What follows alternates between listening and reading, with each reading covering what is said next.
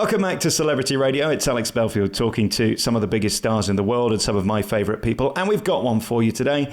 Dennis Locorriere is the man behind Dr. Hook. Their mega hits have been entertaining the world audiences for hundreds of years, it feels like, as long as my career's been on the air. And these are great songs performed by magical artists. Dennis, really lovely to talk to you. How are you? Thank you, Alex. And you know, it has been hundreds of years.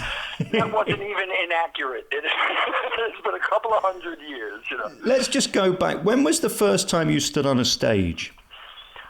First time I stood on a stage when I was a kid, maybe about 12 to 13. I remember sitting in playing drums with a blues band, a black blues band, and my mom knew some of the guys, and they let me play drums with them. So that's I didn't sing or anything, but that's my first memory of being on a stage. And then bars, you know, I mean, when I was old enough to sneak into bars, I would just sit in with bands and play drums, play bass, play harmonica. It's how I met Ray and George, that we started Dr. Hook together. You know, I wandered in, and they had come up from down south, and they were playing in the bandbox, this place I had sat in with a million bands, and now I was sitting in with these guys, and this one happened to develop into something, you know. It is extraordinary that all those years ago you created this music, and then in 2016 you're back performing it, and audiences still want to hear it. These songs are timeless. Sylvia's Mother and Only 16, a little bit more, and of course my favourite that I've enjoyed playing so many times over the years, When You're in Love with a Beautiful Woman. Just great pop songs, aren't they? You know, we must have done something right for it to still be around. You know, my eyes got open to it all. Believe me, I was always aware, and I am always aware of my history with Dr. Hook. I'm reminded of it daily, you know, and in a good way. But in 2014, you know, well, I went on after Hook to just write and do some solo things and try to do things that were far afield from Hook, not to try to supersede it or to make anybody forget about it, but to still have a pulse, to feel like I was still here now, and not to end up resenting the thing that should mean so much to me, you know. So I just went on and I forged ahead and did a lot of other things. And these days I feel like a little more well-rounded when I step back into the Dr. Hook thing, you know. In 2014, Universal Music Group, they called me and they said they'd acquired the Dr. Hook catalog from EMI, and they wanted to put out a compilation. And they said, flatteringly, they heard I was the guy to speak to. So I kind of took the reins there, and I put together 2 CDs of music. One of them, CD1, is more of the popular stuff that everybody knows, and CD2 was the funny, rockier stuff, and I put a lot of obscure things on there, hoping it would direct people to the original albums. But while I was doing that, when it came out, I started doing promo for it in television and radio and interviews, and it started to click with me. Like I said, not that it was ever too far in the back of my mind, but it really started to resonate with me that people did take this music to heart. And it was, pardon the well-worn adage, part of the soundtrack to their lives. And people would walk up to me and say, I used to go fishing with my dad, and we'd sing Dr. Hook songs in the car, and he's passed away, and I loved it. And I was right in the middle of their lives. You know, and you can't dismiss that. I love the fact you embrace it, because so many artists become resentment of what makes them popular, and that's pointless because we love you for it. But I walked away from it so I wouldn't be. Right. Even at the end of Dr. Hook, we were out there 300 days a year, and I remember looking out at the audience through a curtain and thinking, oh, you know, if they would stop buying tickets, I wouldn't have to live like this. And I thought, wait a minute, I'm supposed to be hugging and kissing them for this. That's funny. Not resenting it, but it's just, you feel like you're strapped to the front of the tour bus after a while. And I thought if I was ever going to re-embrace this again, then it was going to be a matter of absence makes the heart grow fonder. And I have sung the Hook songs my whole life. I did an awful lot of touring alone with just a guitar. I kind of became a journeyman singer-songwriter, you know, 3 guitars and 40 years worth of songs. And obviously a good bit of that was the Hook material. Yeah. But it was a guy singing a song. It wasn't the bells and whistles. It was me singing a song. It was me presenting a huge hit the way I heard it or wrote it first. Me and a guitar. And that's when you find out if the material's any good. Not just your career and the glitz and, oh, I remember you from blah, blah, blah. But on the ground, you wind up finding out if this body actually has any bones. I grew up as a young boy playing Sexy Eyes and When You're in Love with a Beautiful Woman on the radio. And I always wondered what that line meant. When you're in love with a beautiful woman, it's hard. What's hard? Well, I would imagine that the guy who wrote it probably thought it would be easier than rhyming the word difficult. But I don't think the fact that it might have meant a couple of things hurt the song at all. Because when we put out a little bit more, we did a television show in America, a mainstream television show, and they made us go in and rechange the words to, and when you've had enough of me. They didn't even want us to say the word body. Wow. And I thought, well, geez, can we change it to cadaver? Just brilliant. And of course, when we look back at your life story, it's extraordinary. There you were, born in New Jersey, and you find yourself now living in Sussex. Why did you decide to make England your home? It's hard to really trace my own steps. But first of all, when I was 14 and the Beatles came to America, and the Stones and the Hollies and the Zombies and the Animals, I thought, what the heck is going on over there? So I definitely had one eye over here. And then when Hook got here in the early 70s, people really liked the band and embraced us for what we were and seemed to separate the individual people. So they knew the difference between me and the guy with the eye patch because they paid attention. And, maybe it's just the sheer scope of the country, because in America, you could be the biggest success in the world on one coast. And, I always say to be a success in America, you have to set yourself on fire in New York and hope somebody smells the smoke in Los Angeles. So it's it's a different proposition. But England always seemed like they liked me. And so it was always in the back of my mind that I might be here. And we spent a lot of time here anyway because we toured here all the time. And then after 15 years off, I met someone, so it's a matter of the heart as well. And that brought me here. But I just like it. I don't really know the sensibilities here. Maybe because as I got older, I want it to be more manageable. Like I said, I don't want to have to deal with because I can do anything from here, And so it's been more a matter of the heart, but I like it. I just like it. It's obviously not the weather. No, not the summer we've had. Although the sun is shining today, which is rare.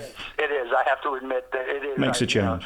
That's nice, because you can't count on it. No, you can't over here. But what we do have is a passion for great music. I put you up there with the level of the Eagles and people like that. I think your music and your delivery is incredible. I just want to talk to you about some of the people you've worked with, because you've literally met them all, haven't you? Well, not all of them. And to tell you the truth, you're not sure you want to meet them all. I have met some artists in my life that I wished I hadn't, because I love their music so much, and I went, really? I'm not going to be able to listen to this guy's records. Oh, no. So disappointing. So I'm always very mindful when I meet people, and I'm in the middle of their lives, and they're talking to me about, how they used to go fishing with their family and listen to Dr. Hook songs. And I guess on a bad day, you can go, oh, who cares? But I never do. I don't. I really don't, because I know what it means to have something like that means something to you. I mean, I'm a big Beatles fan, and if I went up to Paul McCartney, if I ever had the occasion to meet Paul McCartney and ran up in my exuberance and tried to shake his hand and he went, security, I'd be damaged.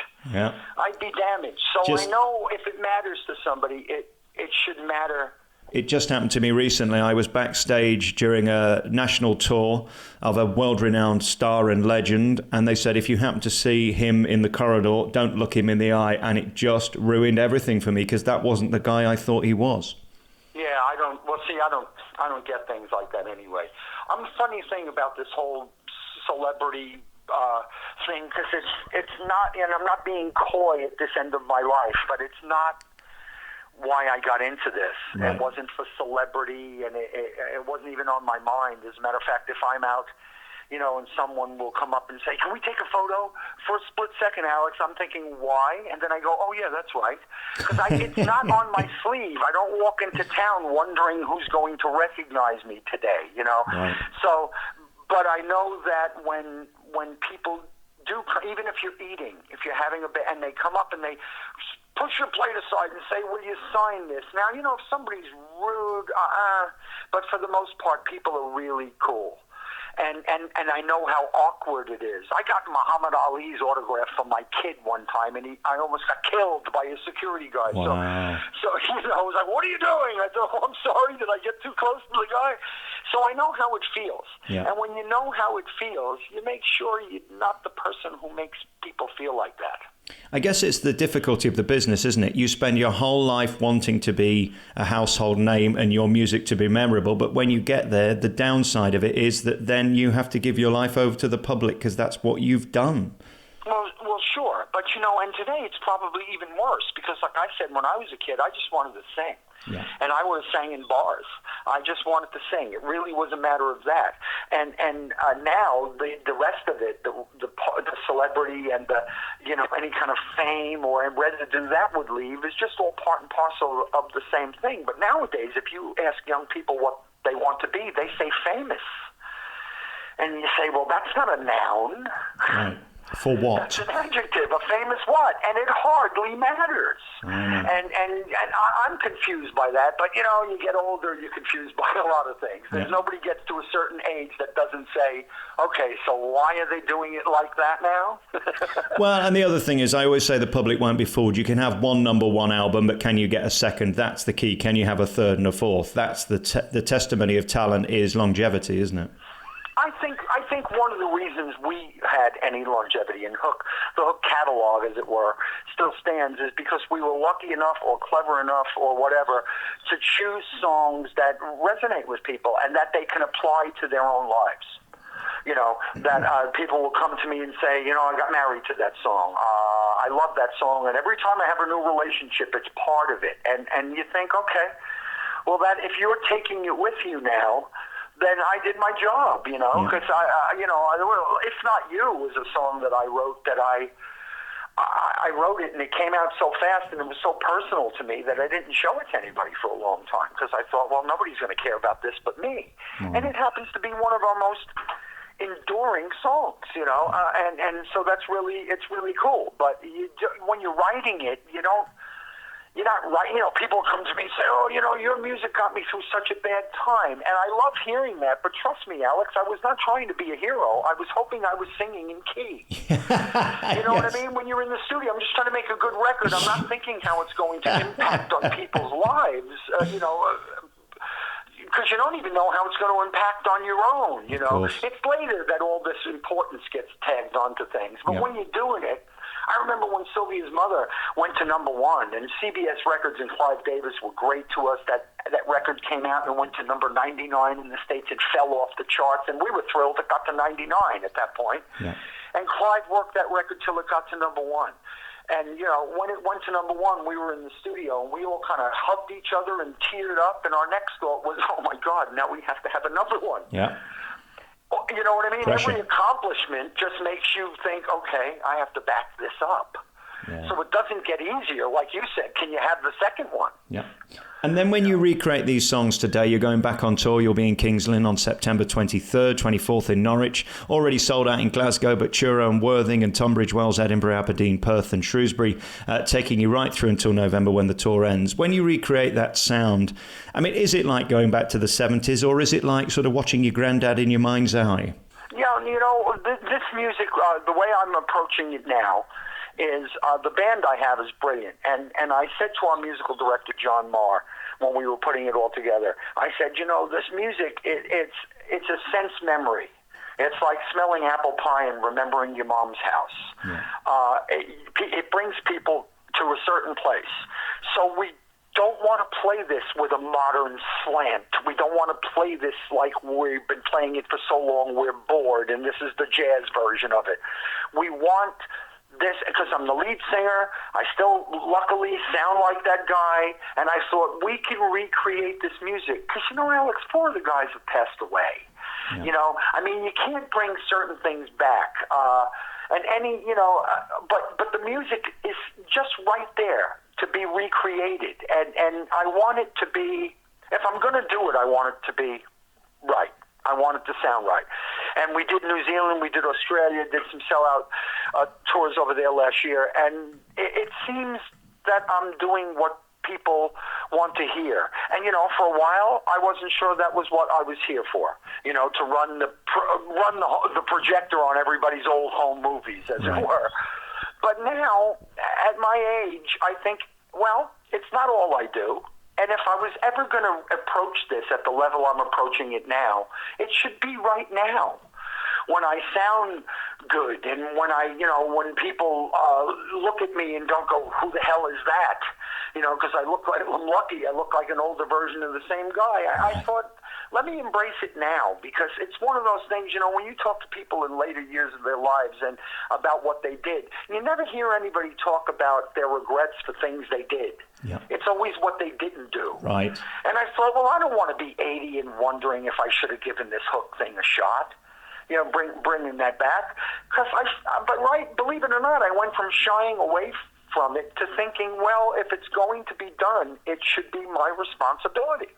You've got a tremendous voice and some iconic, wonderful songs, and you are a legend. I congratulate you on all your success, and thank you so much for talking to me. I appreciate it, man. I really do. I'm excited about this tour. I really am. And I can't wait to see you. It begins in September. You're going across the UK, starting in Kings Lynn and ending in December in Preston. Already sold out in some venues, which again is the greatest thrill of all. For people to take their hard-earned money and give it to you to watch you perform for 90 minutes really is a thrill, isn't it? Yeah, well, the show's actually a bit longer than that, because when you again, and everybody should have this kind of trouble. My biggest problem is what to leave out. Wow. Because there's a lot of stuff, and I've never played a show when I didn't come off the stage and somebody didn't go, you didn't play my favorite, and they go, oh, well, I'm sorry. I'm sorry, but that only means they were paying attention, and it's good news. But no, I'm flattered, because the audiences are people of the generation that would have discovered Hook, their kids, and if the timing is right, their kids. Yeah. And they're all there, and they're all liking the music. So it must. Sometimes you need to stop judging it yourself and just throw it out there, because basically once you throw it out there, it's not yours anymore anyway, is it? Listen, congratulations on everything. You're such a huge talent, and thank you for the memories. Man, I'll see all you guys wherever. Just look for me on the M and the A road. Yeah, exactly. You're everywhere from September through December. Dr. Hook back on tour. You can find tickets by Googling Dr. Hook Tour 2016. Dennis, thank you for your time.